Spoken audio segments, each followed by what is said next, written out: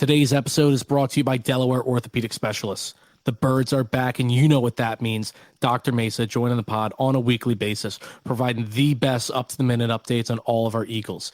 Let's hope that we don't have too much to talk to him about with injured birds this season, but he and any of the other wonderful providers at DOS can talk to you about ending injury that you or a loved one have been dealing with for far too long.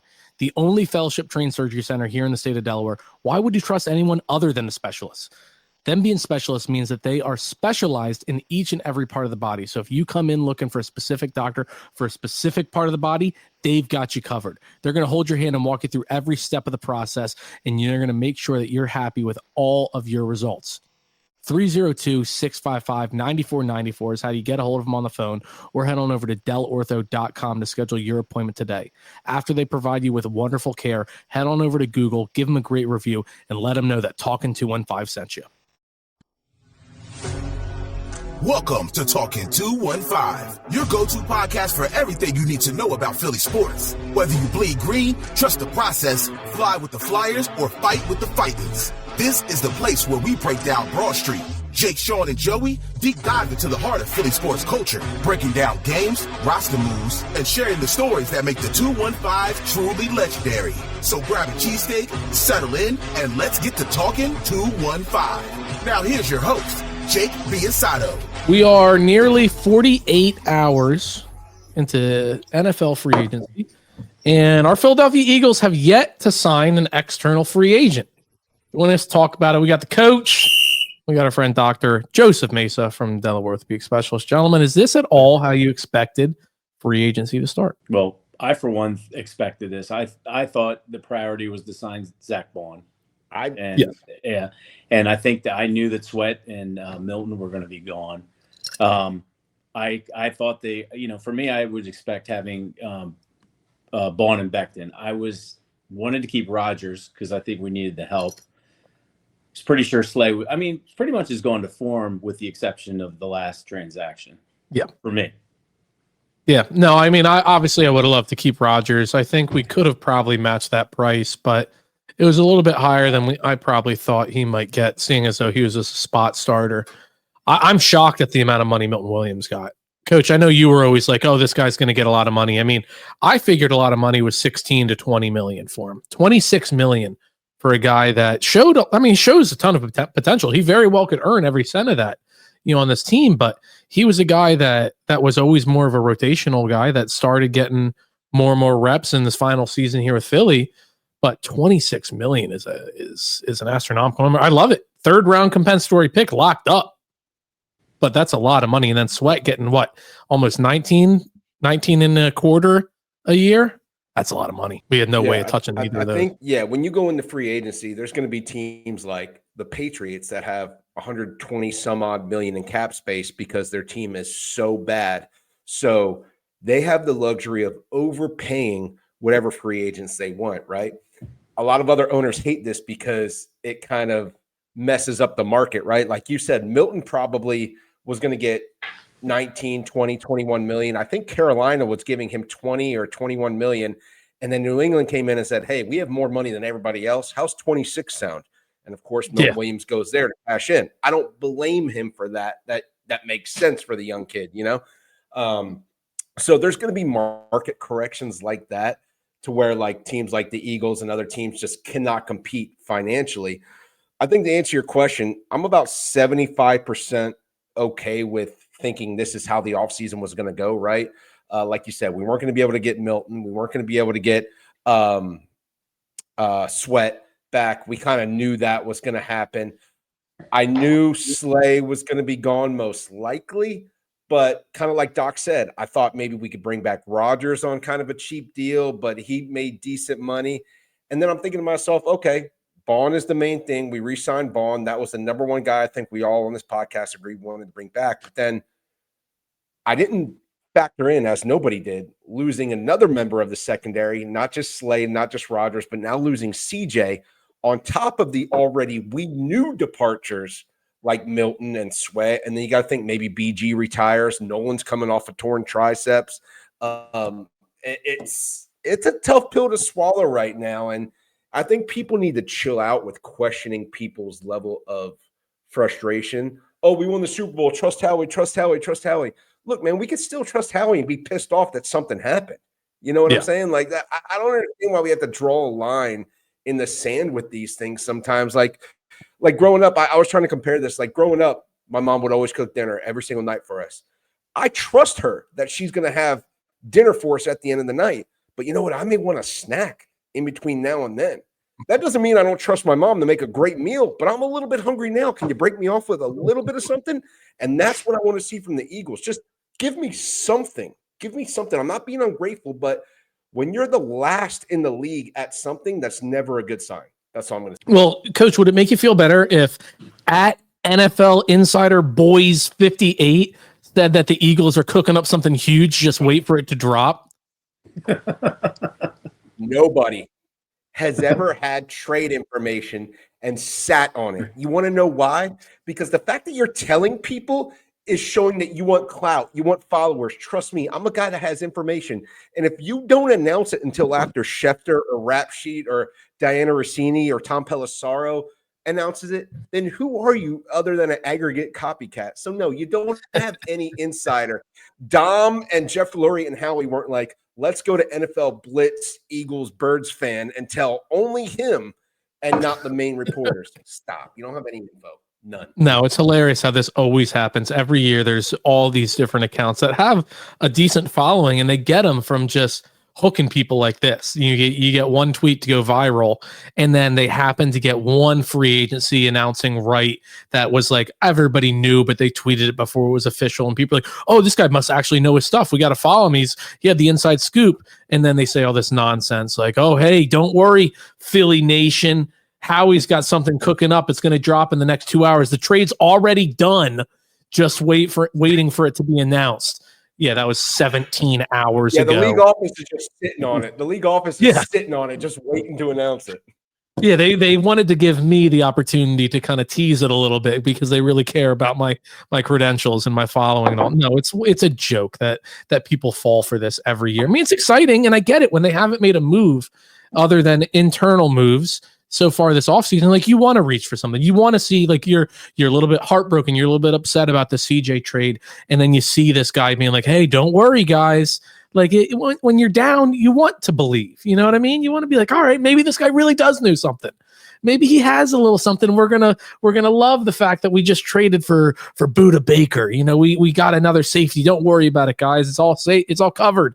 But no, these guys absolutely know nothing. Like Coach said, like, if you have this information, you're not going to sit on it. You're not, like, you have the opportunity to be the person to break it. And you're using some animated logo with no name attached to it. Your source isn't going to be upset that you let it slide because they have no idea who the hell you are. No, it's hilarious every year. But I do think there's going to be more recurring photo that goes around. Yeah, there's a recurring photo that goes around social media, Facebook, Instagram, Twitter, of somebody that looks like Larry Fitzgerald. And he's sitting at the airport ticket counter, and everybody says, "Oh, I just saw Nick Foles at the Philadelphia airport. He's coming to Philly." Yeah. Or they're like, "Oh, I just saw Bryce Harper at the Philadelphia airport coming to Philly." And they use that picture of someone, again, who looks like Larry Fitzgerald, long dreads, standing at the ticket counter and saying, "Oh, my insider info," because people used to do that. They used to take a random picture of someone at a Philadelphia airport and say, "Oh, he's coming." So you mean to tell me this person got on a plane, went all the way to Philadelphia, flew coach or just regular, right? And is walking among the regular citizens of the airport before anybody announced a trade or anything like that. It's just, it gets comical after a while. It really does. No, it was kind of cool. 2 years ago, my brother was flying back in. I don't even remember from where. And he saw a prospect flying on his plane with him into Philly, and he saw him at baggage claim, and he went up and he what, Brian Brissy, is that how you pronounce it? Brissy from Clemson. Okay. Yeah. And he went up and he was like, "Hey man, like, just want to say I was a big fan, followed you a lot in college. Like, are you coming to Philly to, for a top 30 visit?"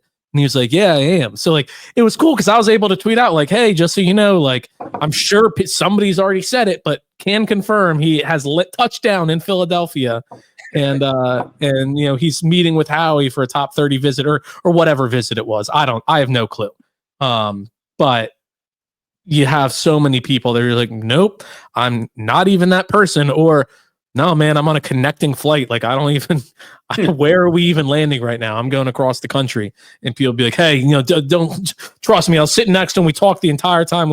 We actually went over the game plan. We had the playbook. He's already they already drafted him, actually. If you were unaware, he's already on the team. So it's just every year. But like I said, you want something more. We've done very little. But again, for everybody that said, oh, if all they did was re-sign Zach Bond, my offseason's perfect. My offseason's done. And then you're now crying about CJ getting traded. You're now crying about all this stuff. Like, why were you saying all we need to do was re-sign Zach Bond? Like, CJ was obviously traded for a reason. We talked a little bit before we went on air. Like, I'm not terribly upset with it. Like, I think he brings a lot to this team. He brings a grit. Obviously, the 2 years he was on the team, they went to the Super Bowl. He's had some huge plays. I also think he had a lot of shortcomings. I think he was terrible at tackling. Man-to-man, he was one of the worst secondary members in the NFL. He was a great ball hawk when you just let him go out there and roam, and they seemed to the second half of the season to figure out how to best utilize him, because the first half, I mean, I saw something to say he had 4 touchdowns given up by week 4, and it was something like by week 10, it was like 7 or 8. And so, like, and then they figured it out the second half. But he was struggling, and I was down on him, like you guys said. But he's a good player. He's a good vibes guy. He brings a grit to this team. But he's a walking missed tackle. He's a walking penalty. Whether he deserves them or not, he's now built up a reputation. And around the league, the refs are tending not to give the benefit of the doubt to these guys that they've known to be a little bit of a chippier player, a little bit of a get under your skin kind of guy. And like we talked about, they need some money.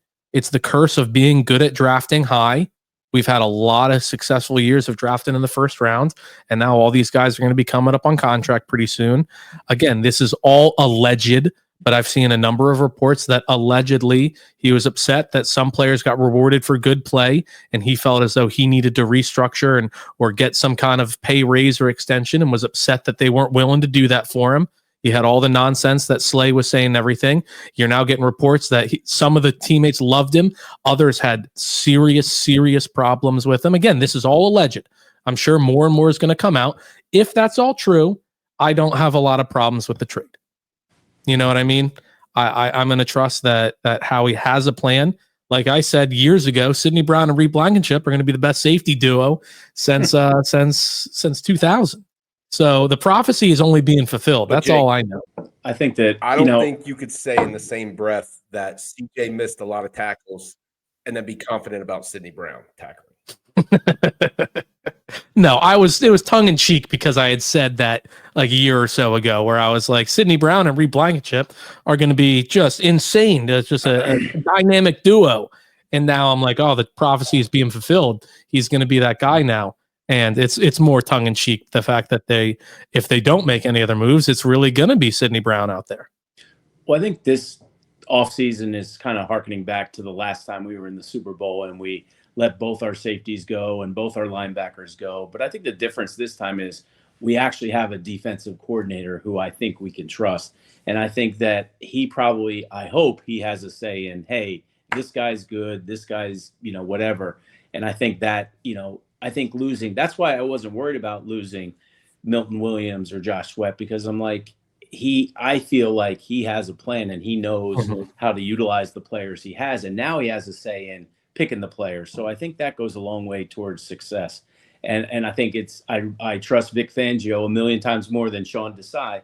And I think that he knows what he needs. And I think he can work with players. He's kind of like Stoutland in that regard, in that he can make something out of nothing. And I don't want to go secondhand, but I think if you want to sustain success, you have to realize where you can trim the fat a little. No, certainly. I mean, they didn't open up a ton of cap space this year, but it's opened up more down the road. And then I do want to touch on the fact that, you talked about how, everything kind of happened that expected other than this trade. Darius Slay let go and all. Darius Slay has not yet been let go. True. He has not yet been cut. Obviously, we all expect him to be. It's sometime midday tomorrow, it'll be official or something like that. I don't know how that makes any sense. They're saying like they June 1st. I don't know what that. Well, you have 2 players that you can post June 1st designate. So you can cut them and they are free to go sign somewhere else, but you're saying, hey, we're using this designation so that we get the benefits, because if you cut a player post June 1st, more of the dead money comes off the books. And so you get two players to be able to say, hey, we're cutting them now, but it's on the books going to look as if it was a post June 1st designation. And they're saying that's what they're doing with him and Bradbury, neither of which have officially been cut, neither of which have said their goodbyes, neither of which, I mean, like, you know how active his wife is on Twitter, a phenomenal follow. If they do go, you know, I'll be just as upset at losing Jennifer Slay as I am about losing Darius. I mean, she's been a wonderful person to this fan base and all, but like nobody said anything. So again, we'll see. Obviously, I don't expect them to play on his current deal. They'd have to restructure it some way because he's costing something like $23 million against the cap, something nutty. But he has yet to officially be let go. And now that CJ's gone, if there was kind of any animosity or anything, maybe he'd be more inclined to stay. I think it's going to be super hard to keep him just because, like you said, there's a couple more dead cap hits that you have on Slay. So even if you sign him to 1 year, he's going to be 35, I think, 35 years old. And then you're adding those 2 years on top of that after he resigns that he's gone. So, I mean, best case scenario, he's around for one more year, which is probably what he's signing with any team anyway, right? Yeah. And you're going to pay him 10, 11, 12 million. That's on top of the other dead cap hits for the next 2 years. So I think the post June 1 is the absolute best bet here. I've just seen some corners on the market and what they're getting. And it's nuts. You might as well have just brought back Rodgers for the 7 million as opposed to bringing Slay back for 10 if you still had to worry about that dead cap as opposed to just the June 1st. That would have made more sense. So I just don't see financially how that would make any sense. But then again, I didn't really understand the Kenyon Green trade because, like you said, Jake, he's been one of the worst guards in football. I know, like Doc was saying, you know, you got guys like Fangio and Stout that can mold pretty much anybody that you put into their system. But, man, I get the financial ramifications of the cash flow with CJ. I do. But, I mean, I wouldn't start Kenyon Green over Tyler Steen right now if we had to shoot up and play a game tomorrow. No, I mean, it's a similar situation with Becton. He was a first-round pick, was a bust. He had a fair amount of injuries. They saw a lot of potential in just the fact that he's an athletic freak. And Kenyon Green, he's only 24. They've got 2 years of control under him because he's on his rookie first-round contract. He's an athletic freak who's missed substantial time due to injury. When he's been out there, he's been one of the worst in the NFL. I mean, he has been absolutely terrible. But you get Stout there to be able to teach him, to be able to, you know, put him under his wing. Fred Johnson said he was all but out of the league before Stout came. Also, Fred Johnson, I think they're going to be re-signing. I mean, the fact that he's still not gone claimed and we don't have any kind of backup tackle right now with LaRaven Clark being a free agent, Fred Johnson being a free agent, everything. He'll probably be retained. But you get him in there, and then, like Doc said, I hope they are still negotiating with Becton. For until one of the signings, last night, I don't even remember who it was, but one guard that isn't anything special got some crazy amount of money. It was looking pretty good that we might be able to retain Becton at a reasonable price, but we'll see. And if not, we got Steen in there, 3rd round pick. We got Kenyon Green to be able to hopefully mold into a guy that could be in that spot. So I trust him way more on the offensive line. That's one of my lesser concern areas on this team, but we're just gonna have to wait and see. My question for you, Coach, because I think both you and I share the same thought on this, is why are so many people just so ready to give the reins to the other outside corner spot to Keely Ringo? What has he ever shown us that he is going to be a starting caliber corner in the NFL? Again, I'm not a guy. Look, I'm an all Eagles, always Eagles guy, but I do not know if it's just optimism, if it's just kind of like Doc mentioned, like, hey, you get a good young physical corner in Fangio's system and you trust him to coach him up. You know, he'd learn from Slay and those guys, and, you know, so you could fill right in there. But I don't know what tape or film or, you know, what you could point to where you say, oh yeah, Ringo's ready. I just don't know, other than a hope and a prayer and, you know, cautious optimism, that you could be saying, I think he's good. And I know when I say something like that, people get on the defensive, and the first thing they want to say is, oh, well, he's only 22, 23. That's great. Slay's 34. I mean, and he played great this past year. You can have, Jalen Reagor was 21 and look like shit. So, I mean, I don't think age should always be your first response when someone talks about someone's skill level. Now, if skills are comparable to people, like, yeah, I don't know if we should start, Isaiah Rodgers or Ringo, they battling in camp, then I'd be like, go with the younger guy, the more athletic guy that tested crazy, or the guy that has, more years left on his contract. But when you're talking about him being in the last year coming up and he hasn't played before, I would not feel comfortable just handing him this spot at corner. I need competition there, whether it be Coop sliding outside, whether it be another outside guy coming in and Coop staying in the slot. And that's the same thing that I have with Kenyon Green that I don't understand is, Jake, I know you said we have 2 years of club control, but really we only have 1.5 because coming up on May 2nd, we have to make a decision on a 5th-year option where it's like between 12 and 13 price quadruples. Yeah. And we will not have seen him play a down in the Eagles uniform before we have to pick that up. So that's tough to do. So I highly doubt the Eagles would do that. So that's why, I scratch my head sometimes at these. People are like, oh, we're saving money here. Oh, Keeley could step in. This guy can step in. Sidney Brown can step in. Yeah, no shit, because they're the next guys on the depth chart. That's why they can step in.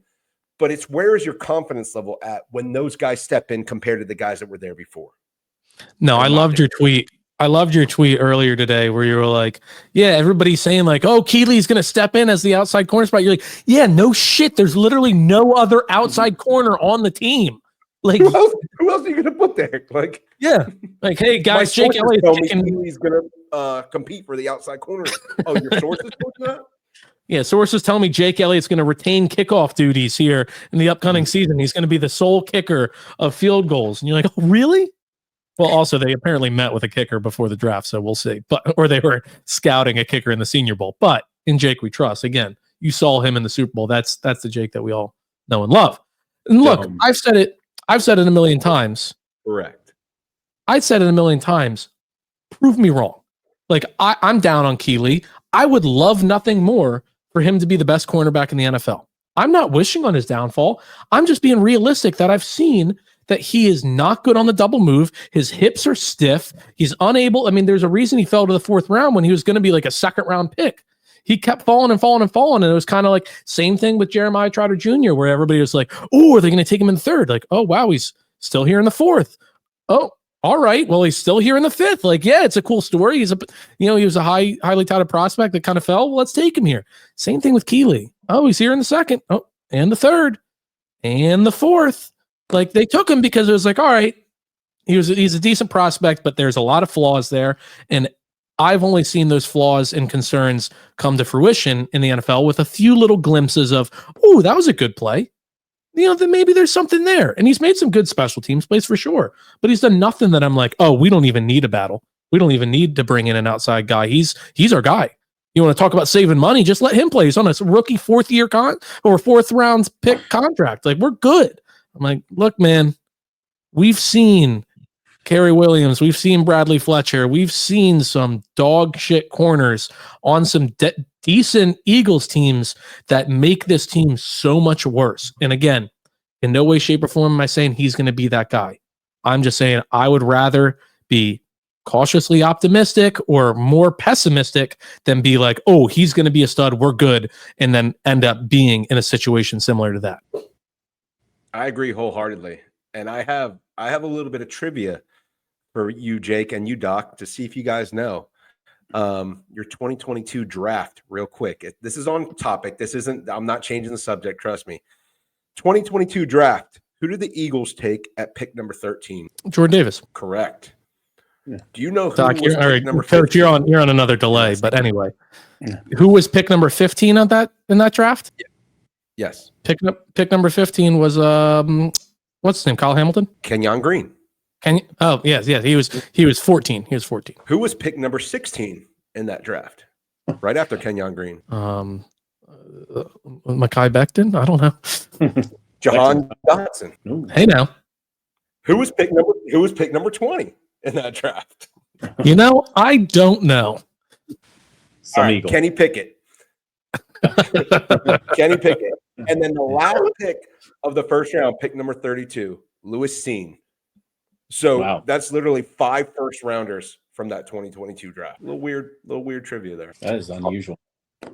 Also, if anybody had any in the almost 3 years we've been teamed up with Delaware Orthopedic Specialists, if anybody has ever had any kind of not buying into it or anything, or needed to see it with their own eyes and all, look at the CAA championship right now with our fighting Blue Hens. We're down 15 early, currently up 3 in the second half, battled back, and you know why they're out there playing as well as they are. Coaching is great. It's, it has somewhat of an impact, but it's the Delaware Orthopedic Specialists on the sideline taking care of our guys out there, letting them be in a position to be poised to be the best they can be. So shout out DOS as the 12 seed fighting Blue Hens are looking to make CAA history as they drain a 3 from downtown to be the lowest seed to ever win the championship. Shout out Dr. Joseph Mesa. Shout out all the other phenomenal specialists at DOS. Shout out Delaware. Absolutely. Good for them. Just fighting Blue Hens. Today's episode is brought to you by Bucket Golf. I am sick and tired of spending so much money to go play courses that really aren't even that good a shape and go put my Sunday best on just to get swamp ass and look like an idiot by the end of the day. That's where Bucket Golf comes in. In 3, 6, 9, and 18 hole sets, you can convert any backyard, any field, any park, anything really in general into your own personal golf course. You see us playing it down at Citizens Bank Park, and you're going to see us playing it a whole lot more this winter. Head on over to their website, bucketgolfgame.com. Use promo code TALKIN215. Give them a great review and have the time of your life playing a game that we all love, but now stress-free with a beer in your hand, and it's not costing you an arm and a leg to play. Bucket Golf. Let's play, folks. It's interesting to see the amount of first-round picks of 2022 on this team right now. But we're like Howie said, a lot of people are going to be, I don't know exactly what he said here. I'll try to find it again, but he essentially said, look, you're going to have some patience. This team is not going to be the same team whatsoever that it was last year. It's going to look very different. Just be patient with me. And hopefully the fan base is able to do that. But, obviously we won the Super Bowl here a month ago. And last week we were all up in arms about Darius Slay and CJGJ and AJ Brown and all this nonsense. Like, this fan base refuses to do nothing but find some reason to not be happy. We can never just be happy. So this trade is yet another reason to not be happy, but we still have a lot of incredible players on this team. And we have an incredible coaching staff, and I trust our front office and coaching staff to put the best 53 out there. And I also trust them to draft some pretty incredible players. Yeah, it definitely doesn't hurt as much when you're coming off a Super Bowl win, right? Like when you're losing some players, when you're getting players traded away, whatever the case is, we could be a little upset, but we're still the world champs, right? So we get it. My issue is the people that are harping on, oh, well, let Howie cook in the draft. Let Howie cook in the draft. There will be a safety available. There'll be a D end available. There'll be a DT. For years, us as Eagles fans, we talk about taking the best player available. That's what Howie's good at, taking the best player no matter what. But then here we are on the flip side talking about position needs to take in the draft. We need to take this position. Oh, if this guy's available at safety, we'll take him. There's no guarantee that these guys are going to fall to you. There's no guarantee that you're going to have a Cooper DeJean, a Quinyon Mitchell, a Jalen Carter, a Nolan Smith. Because you know what? There's also the J.J. Arcega-Whitesides. There's also the Jalen Ragers. There's also the Danny Watkins. Those things happen too. And when you're drafting at the last pick in every round, the odds of that type of talent being available to you there, like it was at 9 with Jalen Carter, like it was at 17 with Quinyon, like trading up in the second round to get Cooper because, he got injured in his final year of college. Things like that aren't always going to happen. So you shouldn't bank on the draft as filling immediate needs. We can't sit here and say, oh, the draft is for taking the best player available, let Howie cook, and then say we need to pigeonhole that to a specific position or need. That's not how it works. So that's why I want to see him fill in the cracks here and there with some free agents. I don't care if they're one-year deals like it was, like a Chris Long or a Patrick Robinson, guys that you don't think are a big deal, but they end up making a difference down the road, something like that. But I need to see it so that come draft day, he can move and shake. He can use those 4 to 5 fifth-round picks to move up and around and do whatever he does and get the best player available out of position. Because right now, it's looking kind of loose. But when this podcast is posted, maybe we'll sound stupid because we'll have signed a player or two, and we'll say like, okay, now I can wrap my head around this. Yeah, there ain't no shot clock on these offseason signings. Also, Quinyon was drafted 22, not 17. But that's and the other thing is, we didn't make the big splash free agent. We didn't sign the Saquon Barkley this year or the Bryce Huff, that stud. But we made some picks like Zach Bond, which was a later pick that nobody really gave two flips about, and he turned out to be the defensive equivalent of Saquon Barkley in terms of what he did for the team and got us a championship. So I think you look at, you got the guys that, like you said, have the big wallets. They're going to take the high price star items, and we're going to be sort of not bargain basement, but middle tier. I think, you look at players, I mean, not for nothing, but there are quality players that are still out there that could definitely contribute to a team that won the Super Bowl. And you don't need the splashy player. You just need the right player. And I think that's what I'm more confident in, having Fangio and Stout and all these great coaches, and even Sirianni to some extent, but, and Howie to make the right pick rather than the splash pick. I mean, they did that last year. Now it's about getting the right players back in. And I think they have a good enough track record, to get another Zach Bond perhaps, or maybe get a guy on a 1-year deal. Like you said, like maybe a Von Miller just to teach the young ones, for 1 season, 1-year deal, just let him come in here and show the two ends how to do it. Yeah. That's what I'm looking for. I'm not looking for the big splash, spend all your money. I'm looking for somebody that does. And I think you're right. I think filling a need works better in free agency than necessarily the draft. Exactly. No, and to your point, I'm not yet giving up on Bryce Huff. I mean, the leash is short. It's incredibly short, but I'm not like, it's a complete bust. He's going to be terrible. I mean, before he had that, what was it, a hand injury or something? He had a wrist injury. Yeah, I mean, before he had that, he had a handful of games where he had, 2 games with a half sack, another game with a sack and a half. He was, getting 6 or 7 pressures a game, and then he went out and he was nothing when he came back and all. But give him an offseason to get healthy, work with Clint Hurt, work with Vic Fangio. Yeah. Obviously, these guys are making guys play at the top of their absolute potential. So give me 4 more regular season games before I completely sell all my stock in Bryce Huff. And then what are you guys' thoughts on Brandon Graham having yet to announce retirement, on possibly returning for 1 more year? Doc, I want your thoughts both as a fan and as an orthopedic surgeon. What do we think about this? As a fan, I think you go out on top. And I think that re-tearing your triceps in the Super Bowl really cements your legacy that you're the ultimate Eagle. You played hurt. You did what T.O. did, and unfortunately you paid the price. I think if he's smart, he just goes off into the sunset and becomes the ultimate PR guy for the franchise. I wouldn't pay. I mean, it's tight now. They gave him that farewell tour, which was what he had last year, and it ended beautifully, minus the injury. And if as a fan and a doctor, I'd say it's time to go. I mean, whenever you have these injuries, the second time around is far worse than the first time in terms of tissue, in terms of recovery, and age for him is definitely a factor. So, I think if they got it, it was a total mercy signing, and I don't think he would want to go out that way. I think he ended on the biggest stage, and that's the way. If I was him, that's the way I'd want it. No, it's beautifully said. Yeah, but I gotta agree. I'm not a doctor, but I gotta agree. I think if you come back from a torn triceps and then you tear the triceps again in the same game, in the first game that you're back, and it kind of is your farewell tour and your swan song, and you win the Super Bowl, what better way to go out, right? Like, quote unquote, I died on my shield. Like, I went out on my shield type stuff. And, Doc, I don't know if you guys have talked about this on a different episode or not, but I know Nolan tore his as well.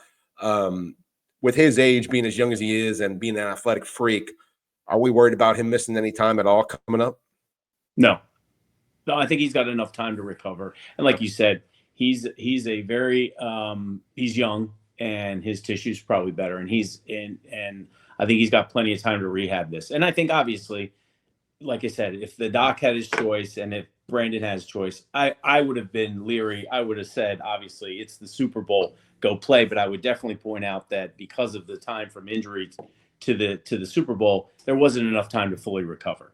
So you're gambling with that, and Brandon knew that. I'm sure they told him that, and I'm sure the medical advice was you probably shouldn't play. But, and I think given this amount of time, you look at recoveries from a tendon injury, you're looking at, a 4 to 6 month window. So that's plenty of time for him to recover. And I expect him to be just as good as he was before. I don't expect this to be, oh, now he's damaged goods. I worry much more about Nakobe Dean than I do him in terms of recovery. Really? Oh yeah, patellar tendon's tough. I mean, it's hard. Mm. Do you remember Nate Allen, the safety we had back in the day? And who was the other one? The receiver for the Giants. Victor Cruz? Yeah. I was just about to say, yeah, those it's a tough recovery. I mean, people didn't he say his kneecap was like in his calf? Like he had a quote, he was like, my kneecap. No, it goes up, not down. Or it was in his thigh. Yeah, it was in his thigh because it was a patellar tendon rupture. So it just shoots up with the muscle. So it goes high. But yeah, those are tough injuries. People think that's got to be freaky. Yeah, it shoots way up, and you feel it, And it's funny, like with these tendon tears, you have a lot of pain, and then it kind of goes away. So you have pain in the beginning, and then it just you're kind of almost in shock. But yeah, I'm sure you look down and see your kneecap way up in your thigh, and it's probably not a good thing to see. But again, for me, it's just you use your leg. I mean, it's pivoting, it's doing everything. He's really got to rehab, and I'm sure he will. Like I said, time and time again, they're professionals. They're getting treated daily. But I'm saying if you had to tell me who might have a setback based on their injury, I would put the money more on Nakobe than Nolan. And that's not to say Nakobe's going to be 100%. I just think that's a harder injury to recover from. Now, if and when he makes a full recovery, is there any risk of re-injury? Is he gonna is this now taking a step away from him that he may never get back? Are these injuries? What I'm saying. There may be a little bit of a step off, but I feel at this young age, I think you get a full recovery. I mean, we see more of the weekend warriors that get these, so they are not the athletic specimen that a Nakobe Dean is. So I think he should get back to a full recovery. But I'm saying that's a little harder to come back from. I anticipate him being a full participant, and getting back to his old self again. Nice. Now, Doc, sticking with injuries, but flipping over to not the gridiron, to the diamond. Yeah.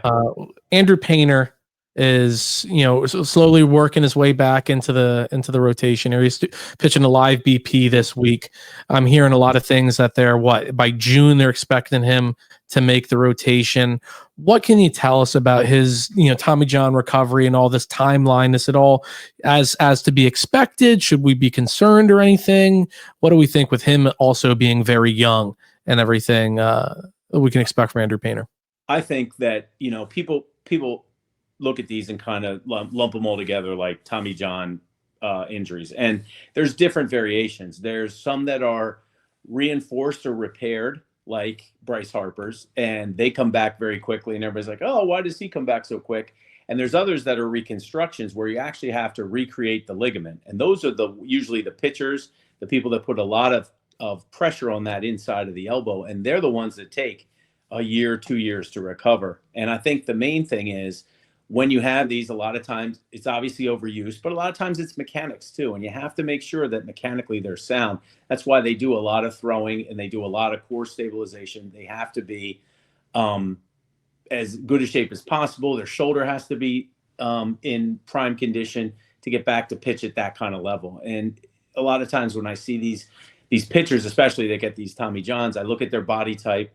I look at how they pitch, because those are the things that can lead to re-injury. Mm-hmm.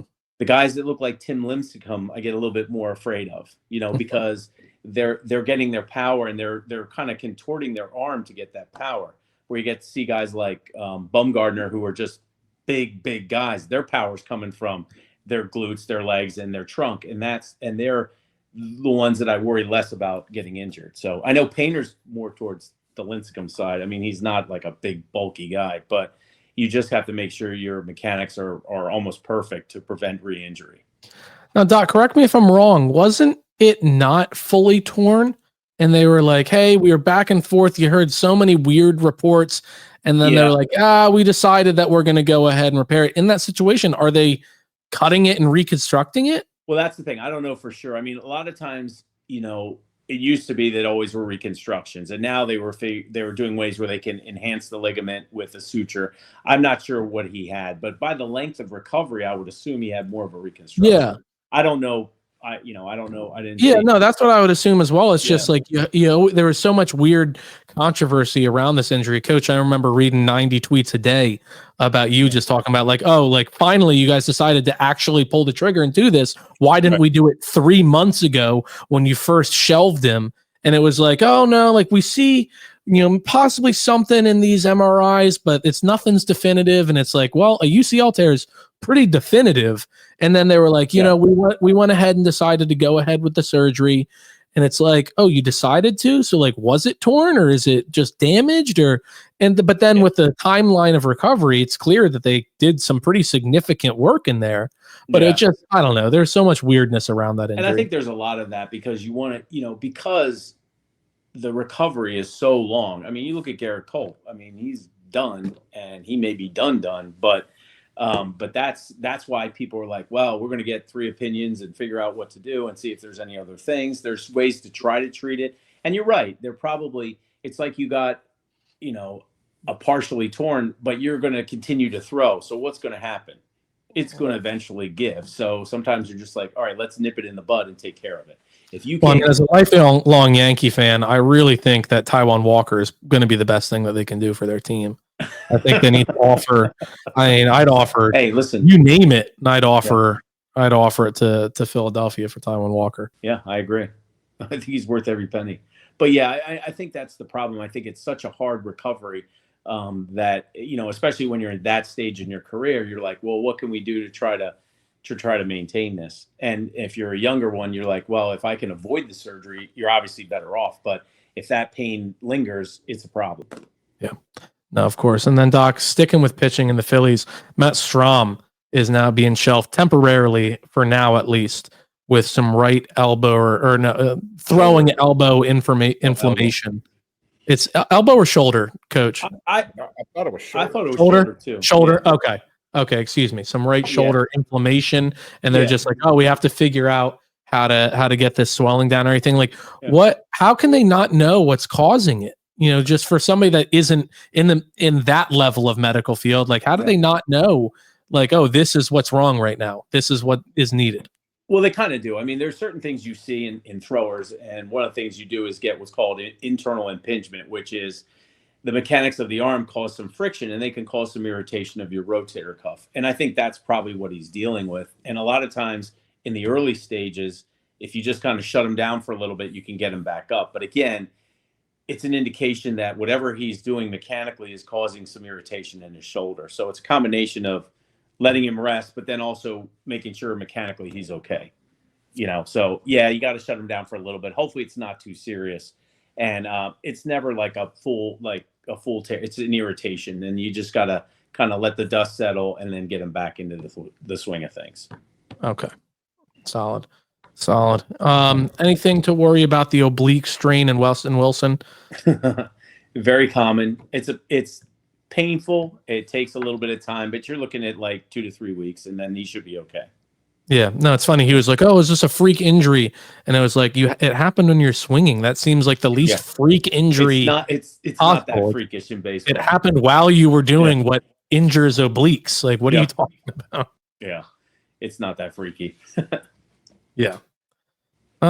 Coach, you got any other Phillies injuries, any other Philadelphia injuries that you want to bring up? No, you are not allowed to bring up anything 76ers. Nor would I. We're not even talking about it. That's what I want to see. I want to see what Joel Embiid's knee looks like. I would love to see an MRI or, just to put his MRI in the Louvre, because it's got to be all kinds of janked up. No, Embiid's MRIs are like like at Fort Knox or something like that in a hidden box, or like Indiana Jones in the Temple of Doom. Like you got to go through all this stuff to find out. Because the same thing when I was pissed off about Andrew Painter is the same thing with this Embiid thing. Yeah, he's hurt, but he's not hurt. We're not going to do surgery, but we may see if he plays. What if we sit him out 2 months? And I'm just thinking to myself, again, I'm not a doctor. Doc, you obviously are. Yeah. I don't see how a 7'2", 300-pound man that puts pressure on this knee and has had multiple injuries can just sit out a couple weeks and not still re-aggravate it without some type of surgery. I'm not going to get into the Sixers thing like Jake said, but God, I hate the Sixers. I hate everything about them right now. Yeah, and I hate their owner. I hate their general manager. I hate almost every player. The Commanders owner? Yeah. I think the problem is you get a guy like that, like you said, that's that big, that heavy, and you're pounding on a knee that's been operated on at least twice. You lose that cushion. Swelling just tells you, I tell patients all the time, if you have arthritis, your body has lost some of the cushion, right? So when you put pressure on that knee, your body has sensors to how much pressure there is. If the pressure reaches a certain level, the airbag goes off. And that's what swelling is. It's protecting the knee. And every time he goes out, his knee swells. So it tells me something's wrong with that knee that's making his knee swell every time he hits the court. So you better address what's going on in his knee. And unfortunately, sometimes this could be a situation where he may never get back to the level he was based on what the damage is, you know? Well, would you feel better if he's guaranteed over $200 million over the next 4 years? Yeah. And I'm glad they signed the contract knowing what his knee looked like. That's what I'd like to see, you know, what the last images was before he signed that extension, you know, but they got their new stadium. So all is well in Sixerland. So would it make you feel better if the Knicks offered them something like 7 first-round picks? Yes. And players? Yeah. Yes. It was previous, and they turned him down. They did, yeah. Doc, I have a question for you surrounding like the Weston Wilson thing. So in baseball, you know, outside of people that are switch hitters that can hit from both sides of the plate, you're either hitting your entire career right-handed or your entire career left-handed. So that's one side of your obliques, I'm assuming, is getting a certain type of torque, a certain type of movement. Do baseball players or, you know, even golfers or stuff like that, do they train the other side just as hard because that other side isn't getting that type of violent swing that the other side is? Did they have like lopsided lats, obliques, any of that? Like, how does that work? You see that. Yeah, you try to train both just for balance, but yeah, you see players, particularly in the shoulder girdle, and they have a little bit of hypertrophy on their dominant side because of that. You know, they're using it. It's like if you just did curls on one arm and not the other, you know, eventually you're going to look different on both sides. And I think you do see that to some extent, particularly in baseball where it's such a handed thing in terms of throwing and stuff. But in terms of balance, flexibility, and, you know, you don't want to have one side so far off from the other side because that leads to injury on the weaker side. So, yeah, I mean, you attempt to strengthen the entire body, but ultimately you're giving that one way more of a workout than you're giving the other side. And you can see it in players. Yeah, I was wondering that. Oh, yeah. Well, Eagles are going to do something. Phillies are about to get kicked off. Flyers, I hope they lose the remaining games. Look, I like the Flyers. I think they're in a good direction. But when you have 6 picks in the first 2 rounds, I want you to make those picks as good as possible. Obviously, most of them aren't the Flyers picks. They're the Flyers picks, but they're not responsible for where they are. But they are responsible for their own picks. And right now, I think they are 4 points away from being in that prime top 5 pick spot. Like, obviously the lottery changes a lot of things, but they're only 4 points away from being favored to have a top 5 pick, which would be great for this team and this franchise and everything. So would love them to lose out while staying healthy and developing some of this young talent. And we're just going to have to, as Howie Rosen said, be patient. Yeah. Well, we got the one, so can't be greedy. Yeah, that's for sure. That's for sure. Final thoughts, gentlemen. I think patience is a virtue. Damn right. Coach? I think, Jake, you made an excellent point earlier with Bryce Huff, and it got me thinking about Brandon Graham was written off his first year or two as an Eagle. Nolan Smith was kind of looked at as a bust his first year as an Eagle. So lean on those guys. Bryce, you were a healthy scratch in the Super Bowl. Lean on those guys and say, hey, what? Year 1 wasn't my year, but year 2, I turned into an ass-kicking machine, and I turned it around. We got the core here. Let's do it together. So I think Howie with the lack of moves, is going to be leaning on that Bryce Huff signing a lot to come to fruition here. So I like what you said, Jake. I think he could be a pivotal piece that I always forget he's on the team, to be honest. Yeah. No, and I think he has a mindset for it. You never heard him once complain. Even when he came back and had limited snaps, you never heard him bitching and moaning about it. He went out there, did whatever he could with the limited snaps that he had, and I'm excited to see a full off season for him to get back out there and see what he can do. Final thought: Delaware fighting Blue Hens, down 3, 5:40 to go. Can they pull off the largest upset in CAA championship history? Time will tell. Go Birds.